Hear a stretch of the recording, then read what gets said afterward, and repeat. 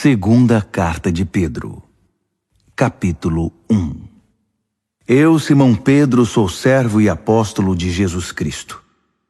Escrevo a vocês cuja experiência com Deus foi tão transformadora quanto a nossa, e tudo por causa do relacionamento e da intervenção direta do nosso Deus e Salvador Jesus Cristo. Graça e paz a vocês enquanto se aprofundam na experiência com Deus e Jesus nosso Senhor. Tudo que diz respeito à vida que agrada a Deus nos foi dado milagrosamente quando tivemos permissão de conhecer pessoal e intimamente aquele que nos chamou para Deus, a melhor convocação que já receberam. Também recebemos promessas extraordinárias e transmitimos a vocês sua participação na vida de Deus depois de terem voltado as costas para o mundo corrompido pela cobiça. Portanto, não percam tempo em edificar sobre o que receberam, preenchendo a base da fé com bom caráter, entendimento espiritual, disciplina vigilante, paciência entusiasmada, admiração reverente, amizade calorosa e amor generoso. Cada dimensão interagindo com as demais. Com essas qualidades ativas e aperfeiçoadas em sua vida, a grama não vai crescer debaixo dos seus pés. Nenhum dia passará sem sua recompensa enquanto vocês amadurecem na experiência com o Senhor Jesus. Sem essas qualidades, vocês não poderão distinguir o que é certo e esquecerão que sua antiga vida pecaminosa foi totalmente cancelada. Então, amigos, confirmem o chamado de Deus a vocês, que foi escolha dele. Não abram mão disso. Façam isso agora e terão vida sobre um terreno firme, com ruas pavimentadas e o caminho aberto até o reino eterno do nosso Senhor e Salvador Jesus Cristo.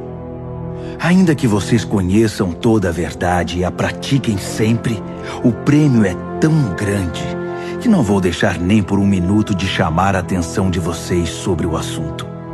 Esta é a tarefa de que fui incumbido, mantê-los acordados sempre.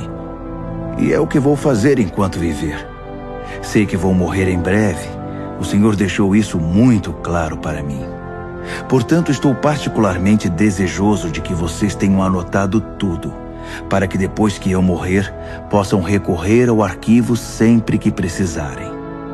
Vocês sabem que não estávamos delirando quando apresentamos a vocês os fatos concernentes ao retorno do Senhor Jesus Cristo com poder.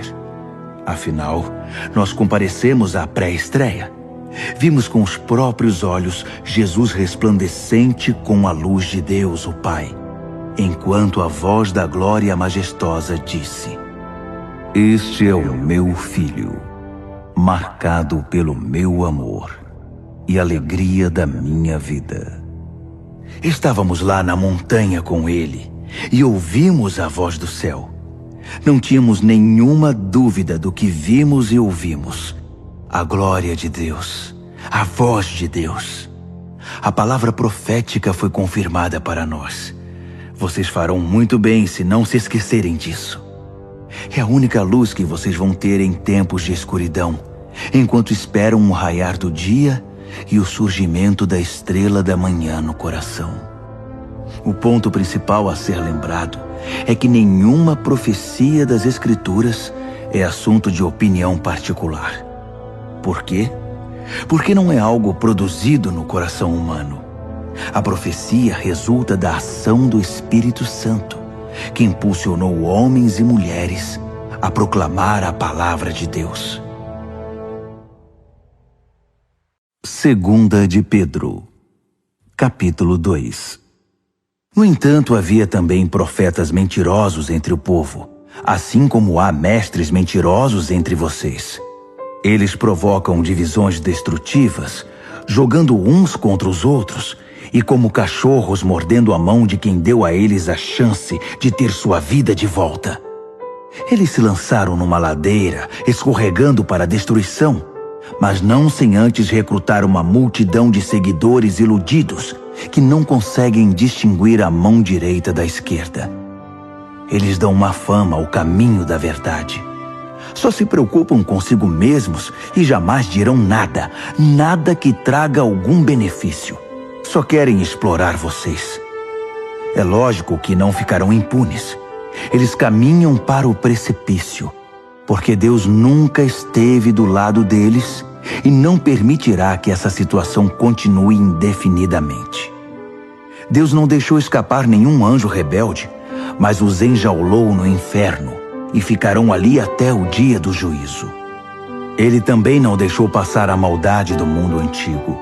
Providenciou o dilúvio para fazer a limpeza, resgatando apenas 8 pessoas.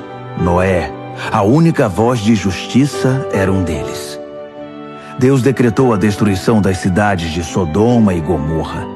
Tudo o que restou delas foi um monte de cinzas. Uma advertência terrível para qualquer pessoa dominada pela maldade. Mas Ló, um homem bom, quase enlouquecido pela imundície e pela perversão sexual daquelas cidades, foi resgatado.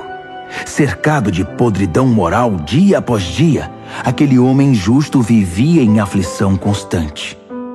Pois Deus sabe como resgatar os justos dos ataques malignos e como manter os ímpios na mira até o dia do juízo. Deus está especialmente irado contra esses mestres que vivem na imoralidade, viciados numa vida decaída. Eles desprezam as autoridades verdadeiras, preferindo seguir seus instintos e governar a si mesmos. Egocêntricos e insolentes, não hesitariam em difamar a mais esplêndida das criaturas. Nem mesmo os anjos, superiores a eles em tudo, ousariam difamar os outros diante de Deus. Eles não passam de animais selvagens, predadores por natureza. Mas assim como abatem os outros com suas blasfêmias, também serão abatidos. No final serão derrotados. A maldade deles vai se voltar contra eles mesmos. Eles são tão desprezíveis e viciados no prazer que vivem em orgias e se embriagam em plena luz do dia. São obcecados por adultério e são compulsivos em todo tipo de pecado. Não hesitam em seduzir quem se mostre vulnerável. A especialidade deles é a cobiça. São mestres nisso. Almas mortas. Eles saíram da estrada principal e agora andam sem rumo. Tomaram o caminho de Balaão, filho de Beor, o profeta aproveitador e especialista em maldade. Mas Balaão foi interrompido no meio desse caminho perverso. Um animal falou com voz humana e evitou a loucura do profeta. Esses mestres não têm nada a oferecer. São fontes secas, nuvens de tempestade espalhadas, guiadas por um buraco tenebroso do inferno. Seu ensino não passa de conversa fiada, mesmo assim são perigosos. Os que estão prestes a escapar dos caminhos errados são os mais suscetíveis ao seu apelo sedutor. Prometem liberdade aos novatos da comunidade, mas eles mesmos são escravos da corrupção. Pois se são viciados em corrupção, e são mesmo, são escravos dela. Se eles escaparam do cortiço do pecado depois de ter uma experiência com o Senhor e Salvador Jesus Cristo e escorregaram de volta para a velha vida, então a situação deles é pior que no começo. É melhor não conhecer o caminho de Deus que andar nele e depois retornar, repudiando a experiência e o mandamento santos. Eles comprovam o provérbio: o cachorro volta ao seu vômito. Ou o porco lavado procura a lama. 2 de Pedro, capítulo 3. Meus prezados, esta é a segunda carta que escrevo a vocês. E as duas cartas têm o propósito de manter sua mente em estado de atenção, para que não se esqueçam do que os profetas falaram, nem da ordem do nosso Mestre e Salvador transmitida pelos apóstolos. Para começar, vocês precisam saber que nos últimos dias, os zombadores viverão os seus anos de glória. Reduzindo tudo ao nível mais baixo, eles nos provocarão. Então, o que aconteceu com a promessa da vinda de Cristo? Nossos antepassados estão mortos e enterrados, e tudo está como sempre esteve desde o primeiro dia da criação. Nada mudou. Eles convenientemente terão se esquecido de que muito tempo atrás, todas as galáxias e o nosso planeta foram trazidos à existência do caos das águas pela palavra de Deus. E ela trouxe o caos de volta no dilúvio que destruiu o mundo. As atuais galáxias e o mundo são o combustível para o incêndio final. Deus está pronto para agir, para falar outra vez e para dar o sinal que desencadeará o juízo e a destruição dos céticos e profanos. Não se esqueçam do óbvio, amigos. Com Deus, um dia é como 1000 anos, e 1000 anos como um dia. Deus não está atrasado com sua promessa como alguns pensam. Ele está se contendo por causa de vocês, atrasando o fim, porque não quer que ninguém se perca. Ele está dando a cada um mais tempo para mudar. Mas quando o dia do juízo de Deus chegar, será sem anúncio, como um ladrão. O céu entrará em colapso com um estrondo ensurdecedor, e tudo desaparecerá num incêndio imenso. Neste dia, a terra e todas as suas obras serão expostas ao escrutínio do julgamento. Considerando que tudo que hoje está bem e amanhã poderá não estar mais, percebem como é importante viver uma vida santa? Esperem ansiosos pelo dia de Deus todos os dias. As galáxias vão queimar e os elementos vão derreter. Mas nós mal o perceberemos, porque estaremos de olho em outro caminho, na expectativa do prometido novo céu e da prometida nova terra, todos adornados pela retidão. Portanto, meus amigos, isso é o que vocês devem esperar, fazendo o possível para que sejam encontrados vivendo em pureza e paz. Interpretem a restrição paciente do nosso Senhor pelo que ela é: salvação.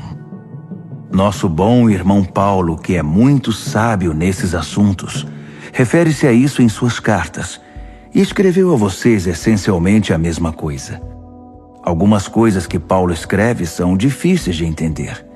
Pessoas irresponsáveis que não sabem o que dizem distorcem seus ensinos o tempo todo. Eles fazem o mesmo com o restante das Escrituras, mas o prejuízo será deles. Quanto a vocês, amigos, estão bem advertidos. Fiquem atentos para que não caiam ou vacilem por causa desses mestres pervertidos. Cresçam na graça e no entendimento do nosso Senhor e Salvador Jesus Cristo. Glória a Ele, agora e para sempre. Amém.